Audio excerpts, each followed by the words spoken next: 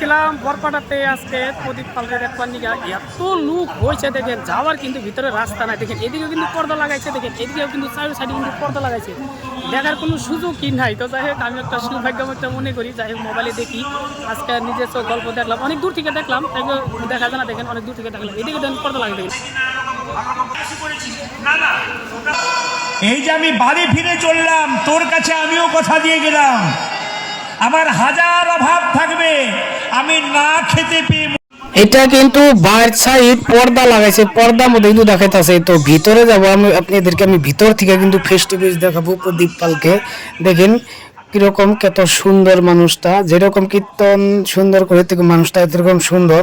তো ভিতর থেকে আপনাকে ফেস টু ফেস কিন্তু দেখো, বাইরের সাইড কিন্তু এটা পর্দাটা দেখতেছে, কিন্তু ভিতরে যেহেতু জায়গা নাই দেখতে পারতেছে না। তো দেখেন এই সাইডে কিন্তু পর্দা লাগাইছে, এটা ব্ল্যাক সাইড, এই সাইডে কিন্তু পর্দা লাগাইছে। তো আমি এখান দিয়ে যাবো, এখান থেকে একটা রাস্তা আছে, তো ওদিকে যাওয়া যায় না, প্রচন্ড ভিড় এখানে। তো আজকে কিন্তু বরপাড়া চারো সাইডের দিকে বন্ধ রাখছে, কারণ চারো সাইডে লোক এত প্রচুর মানে লোক হয়েছে। তো আমি এখন ভিতরে যাচ্ছি, কিন্তু এখন দেখেন এটা কিন্তু ভিতরের রাস্তা, তো আমি ভিতরে গেছি এখন। তো এটা এলো যাবো এই যে ওইখানে কিন্তু অনেক দূর, তো এখান থেকে আপনাদেরকে দেখাবো প্রদীপ পালকে। দেখেন কত ভক্ত হয়েছে আজকে।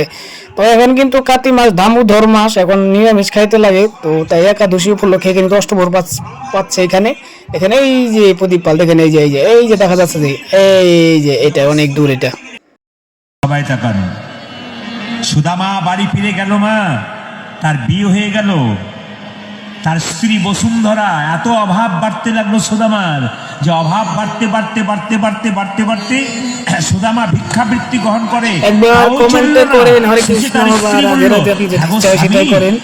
রাধে রাধে হরে কৃষ্ণ।